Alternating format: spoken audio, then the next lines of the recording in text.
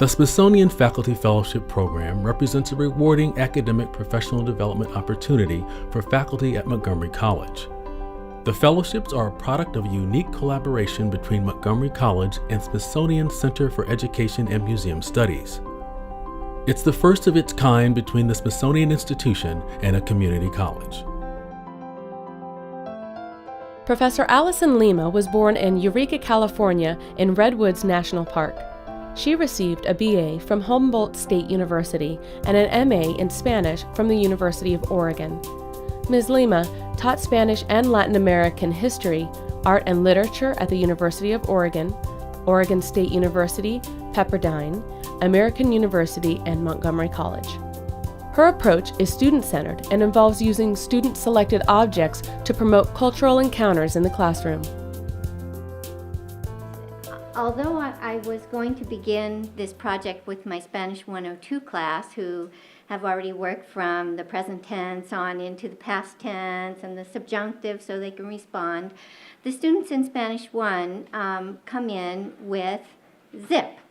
So I had to think of a writing project that could involve them in the Smithsonian project and also that was reasonable for their skill levels.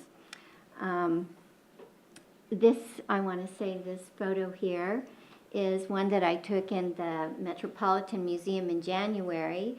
This was a giant room-sized, I think it's an engraving, and they have a whole new exhibit, and I thought, of course, of Mimi and Sarah, who gave us this wonderful book, 1493, and we learned all about trade throughout the world, so thank you for that great theme. And if we look past the title here, Forging America's Identity, Critical Encounters in Cross-Cultural Exchange, I'm just going to read the second part because this is the part that grabbed me. It explores the powerful outcomes resulting from the critical contact between the Spanish conquistadors searching for El Dorado and descendants of peoples who stepped on this continent tens of thousands of years earlier.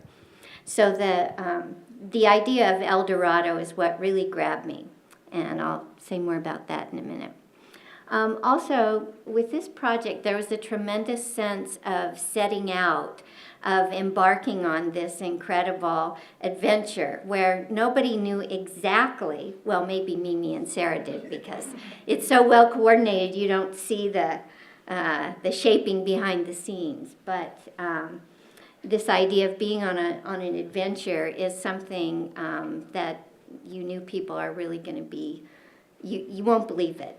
And so part of this is my concept of El Dorado right here at Montgomery College, that we've had this critical encounter, and every day that we step into the classroom, there we have it.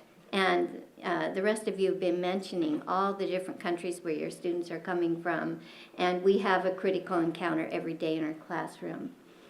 So thank you for that great theme. One more thing about that, I was, just before I found out about this project and saw the beautiful flyer, we had a speaker here, Deborah Santiago from the Department of Education. She came here to give a talk. And she mentioned the importance of inclusion in our classrooms, of being able to bridge the gap from being up in front of the room and to be able to make all the students feel included in the classroom. So they can no longer just come in and sit down and open the book. We have to be able to relate. She also mentioned that the retention and graduation rate for Latinas is the lowest of all groups. So that was a concern, and also in my classes, I get a lot of first generation, second generation students who are coming in. Maybe their mother or their grandmother spoke Spanish, but they don't. So they come in with a lot of cultural richness, cultural treasure, their El Dorado, if you will, and I want to find a way to bring everybody together with that. One of my colleagues in our cohort, Pat Rupert, she gave a wonderful little presentation where she spoke just very briefly about this triangular relationship where rather than just teacher-student, you have teacher-student world. And that was something that was really, it was just so dynamic and so stimulating, this idea that we're all learning from each other. Our visionary project and our visionary leaders. This painting is by a Spanish artist. Spanish, she exiled to Mexico in the just after Hitler took over. She was a visionary painter, and so I want to point this out to Antonio. Where are you? Okay, well, talk about the blend of science and humanities. She was quite a scholar and was trained in hydraulic engineering. But the reason that I picked this to start out with, first of all, it illustrates my, my project title. The encounter is now Finding El Dorado at Montgomery College and at the Smithsonian Museums. This painting, Exploración del Río Orinoco, by Varro, is, you can probably translate it there. There was, when the Spaniards arrived, there was this sort of circulating mythology about the legend of El Dorado, the mythical city of gold, and so everybody, you know, they were trying to get rich. And Varro has immortalized this idea of searching for El Dorado in this painting. She actually went to the Amazon basin because the idea of El Dorado was supposed to be located somewhere between Venezuela and Colombia, there deep on the eastern side of the Amazon. So she actually made a trip, and I liken this to our exploration with the Smithsonian Faculty Fellowship. And also I dedicate it to our visionaries who started out this project with someone having a conversation with someone else and saying, hey, wouldn't it be a great idea if we put Smithsonian and Montgomery College together, and look what's happened. So thank you for all those minds. And the really, really remarkable thing is the projects just keep going. It's kind of like this moment captured in the painting. It's a moment of transformation. I personally feel that the project has changed me forever. I'm not the same person that I was when I came in. It's really that amazing. The project has even led to my next project, which will be in Panama as a result of a paper that I'm presenting based on this project. And this transformation happens not only to us as teachers, but also to our students. And I think we've seen many, many examples of this. Go ahead here. Okay, like my colleagues, I also dealt with the idea of cultural identity. And here you see words on the blackboard that are, oh, is it a blackboard anymore? Whiteboard. You see words in English. Okay, why is that? Because they come in, they can't speak any Spanish. The truth is lots of them have taken Spanish in high school, but they do it in such a manner that by the time, I don't know how they do it, they take it for 3 years, 4 years, in middle school, they get to Montgomery College and they can't say a word. And they're sitting frozen in their seats, nobody wants to look because they're afraid you'll call on them. So what we do is on the very first day, before they have to speak Spanish, we talk about what is culture. I put them in groups, and right away they start talking to each other. They have to come up with the ideas themselves, and we put it on the board. And what you find is the definition for what is culture. It just grows exponentially. There's really not anything that doesn't fit into that category. And they begin to see that culture is not just something that happens in the textbook, in that little part about Colombia or Ecuador and the Galapagos, but actually it's really who we are. And that's what I want to get across to them. This actually, it ends up to be a very dynamic activity because we grow from here. We keep the lists, and then we move on where they can actually speak about it in Spanish. But unlike those of you who teach English and other classes, my students can't actually write anything until they get their prepositions and descriptions and ser and a star and so on and so forth. So we have to work up to the writing project. But the idea is basically that they, their own opinions and their own responses to the art and to culture is very, very valued in the classroom. And each person has something to contribute. Our class went to 2 museums. We did 2 in one day. So we started out at the Museum of the American Indian. And their first writing project, one which they built up to, was to describe the grounds of the museum. And you'll see shortly some of the things that they saw in terms of the environment. It's actually an incredible setting. It's one of the only museums that has its door turned towards the sun, towards the east. So I felt that would be a really good thing for them to be able to write about. They could use their prepositions of place and their descriptions and Sarah and the Star and so forth. I was also teaching a 102 class, slightly more advanced, but the class was very tiny. Of course, they already had, up to the past tense and so forth, but I was very curious to see what they would be able to produce, if anything. These are kids that come in and they're on their iPhones and so on and so forth, and I wanted to know. It was kind of like that painting, well, here we go out here. What are we gonna get? So what I'm going to show you are some excerpts from the papers that they wrote. They basically had 2 major projects of writing. One was a cultural project where they found an object or an artifact in the museum, and that could be a painting as well.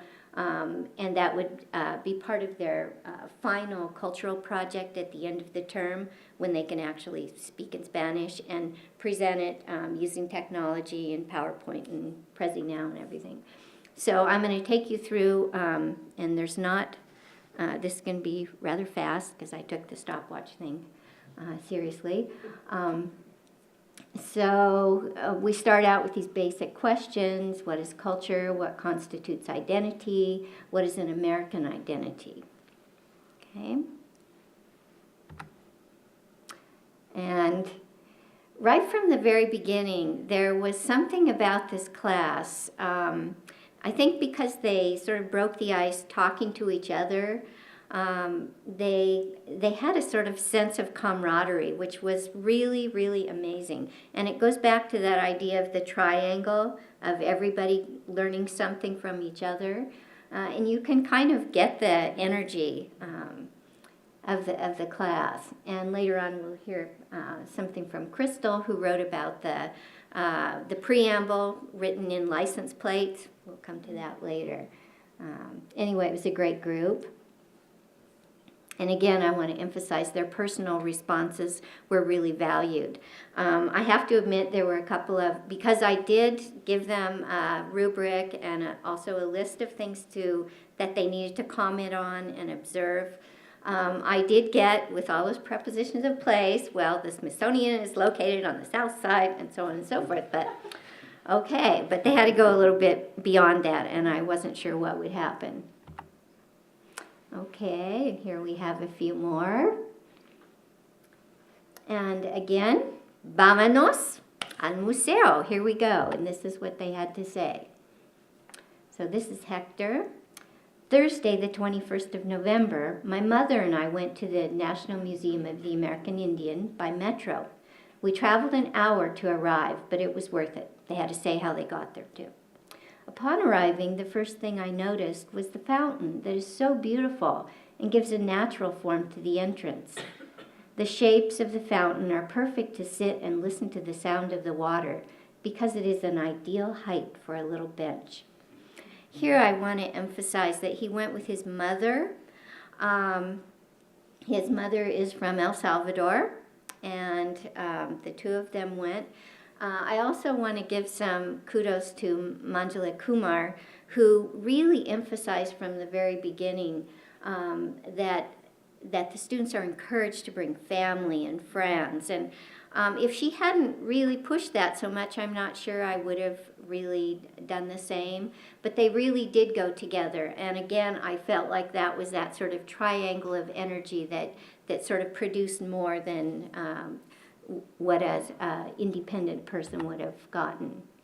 And sorry for the typo there, it wouldn't change on my, it's the Potomac. And so here you can see what Hector was describing. You see how the bench kind of, it guides you to the front, okay, to the front of the museum, and they have pointed out that it faces the morning sun. If you go down, is that not Constitution, what is it? Independence, okay, because this is, you'll see all the museums, the Hirshhorn and the castle, and they're all lined up in a row with the doors opening out. But this museum, it guides you in by the architecture, and it's a really great spot. Okay.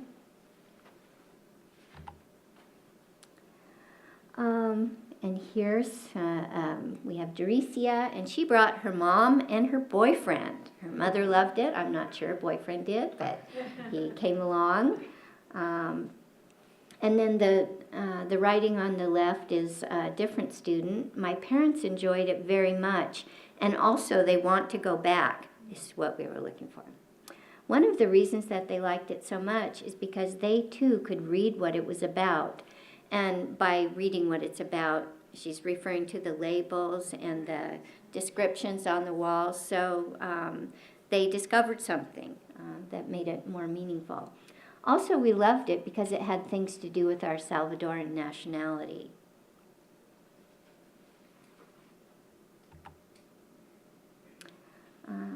Painca. And again, the picture is not necessarily the person who wrote it. These are just random quotes. For me, this was my first time visiting this museum. I can't describe how beautiful it is from the exterior and the interior. I love this museum a lot. I recommend, this is a different person, I recommend that you go there when no one is there. You should go as early as possible, because for me it was a great experience to learn about everything they have in the museum. We went in the morning. The museum opens at 10, I think. So we met at 10:30, and they had time to walk around the grounds and take their notes and so forth. And because it was early, it was kind of quiet, and there was this sense of discovering treasure that, oh, we're here, it's all ours. This part I particularly like. These are 3 different students. I asked them to comment on the architecture itself and to try and make a link to the culture. I can't quite see from here. The museum is like a mountain. It protects the Indian Americans. It is the form of a wave. It is like water. It nurtures the culture. Next person.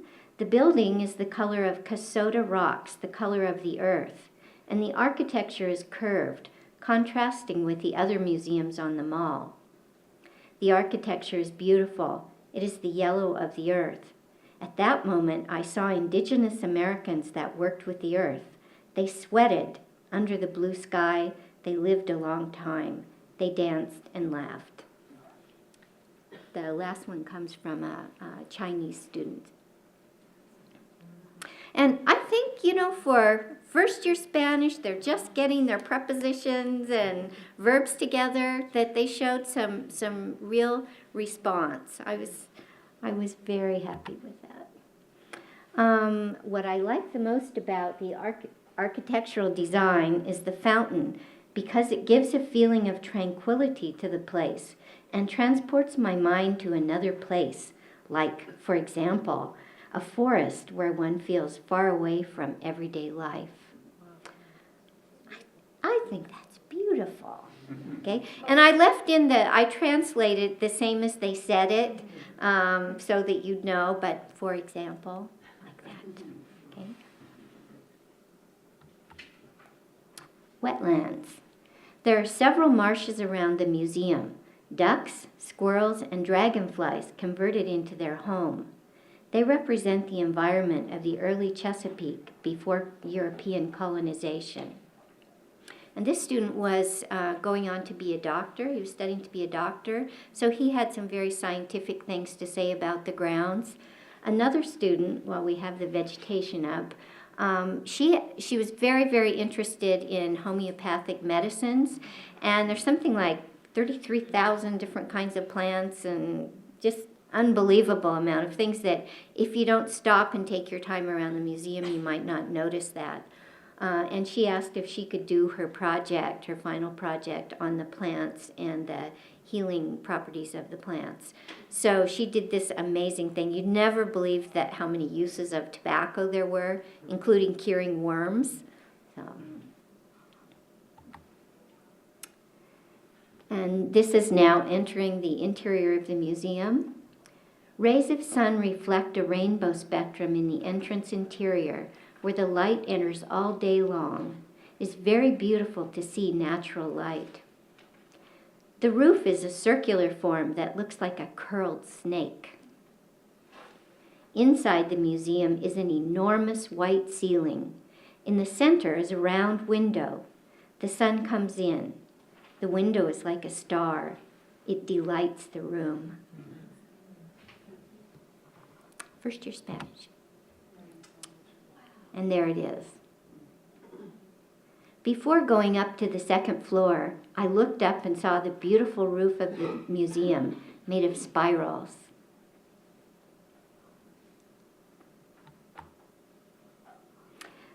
Fortunately, they were celebrating the Day of the Dead. It was going on for a week or so. And so we got to see some cultural events, some dancing, and the altars that are used during the Day of the Dead. And this person wrote, "Culture plays an important part in all our origins and makes us who we are today. Without it, we wouldn't know about other countries, past traditions, and achievements. Culture also unites us.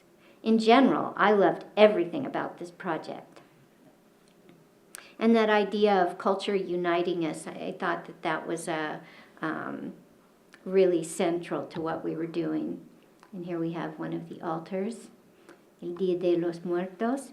We walked a long time through the museum and we saw various exhibition rooms. Nevertheless, what impressed me most was a representation of the Day of the Dead. They put altars decorated with wildflowers, candles, and skulls made of sugar, all in bright colors.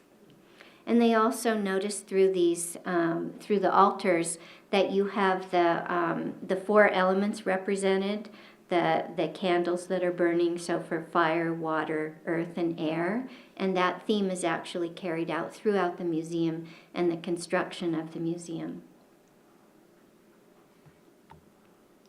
And here's one of the dances that was going on, Danza del Jaguar, the Jaguar dance. When we went to the museum, they were celebrating the Day of the Dead. There were dancers in costumes. I would love to return to see other expositions in the future. For me, the definition of culture is the identity of the people as it conforms to customs, foods, music, and traditions of each person or group of people. Also, culture can be related to the pride that people express for their country of origin. This is one of the exhibits, one of the truly remarkable exhibits that was going on. I think it is still up. Cerámica de los Ancestros. Ceramics of the Ancestors is the exhibition I like best. It was fascinating how the art of ceramics is so beautiful and fragile, but each piece tells a story.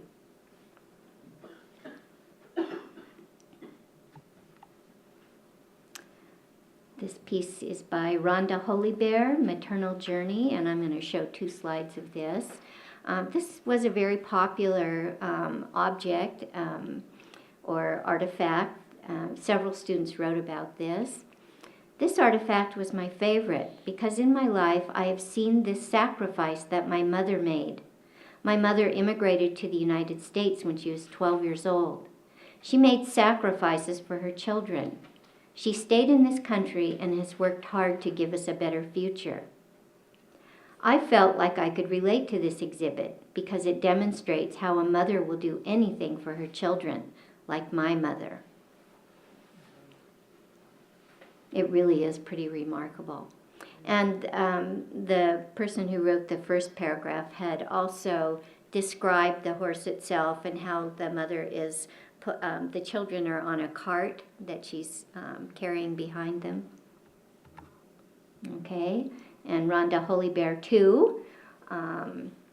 This artifact does a good job of telling history just by looking at it. You also see the history of Rhonda Holy Bear in this artifact.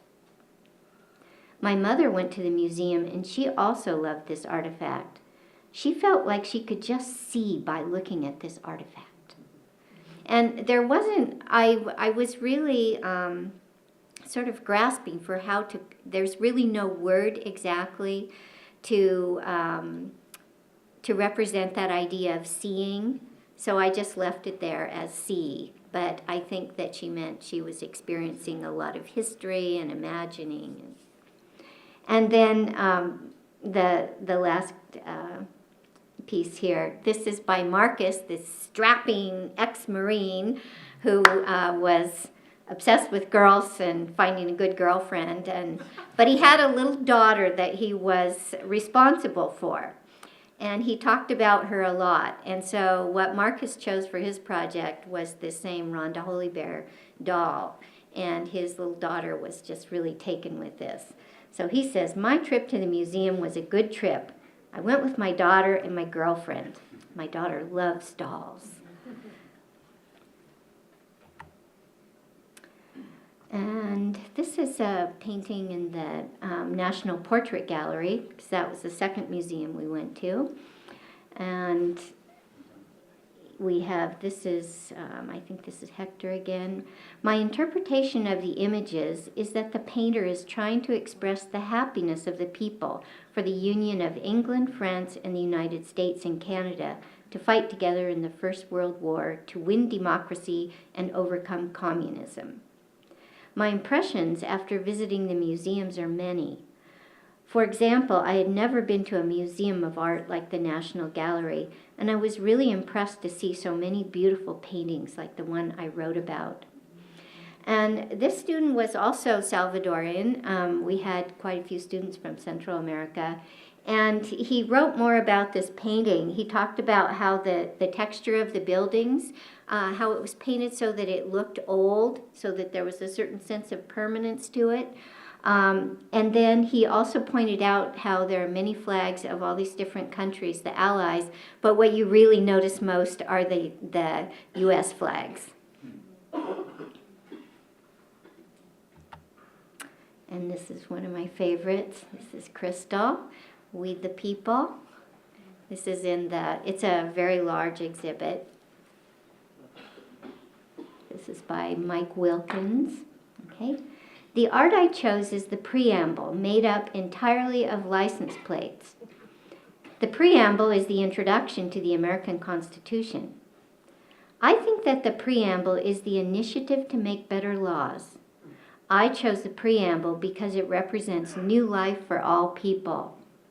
For me, the preamble is my cultural identity because I believe in justice for everyone, and it is a strong law.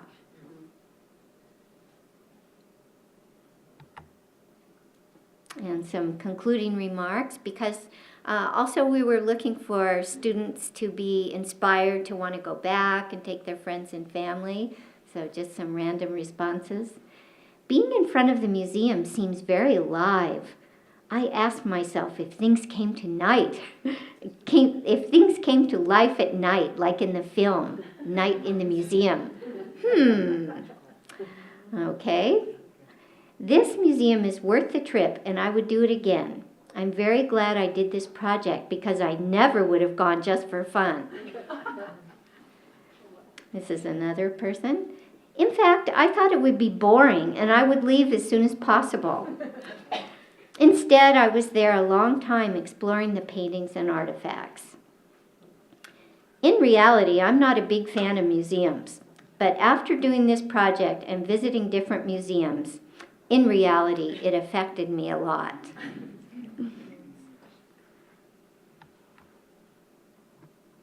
These are students from 2 different classes. Students set out together, at first complaining, then making discoveries, expressing surprise, fascination, and gratitude, and finally wanting to return to the museums. And then we have our quote again. This museum made me change my perspective about how I think about museums. I think that I will take the opportunity to visit more museums. She's from China, and his family is from Haiti. So he was quite taken with the sculpture of Toussaint Louverture while that was briefly there. And here's Sebastian. There's a purpose for museums. They allow you to know who you are and what you are. And then Ponit wrote, I am culture. Yo soy la cultura. And that's it.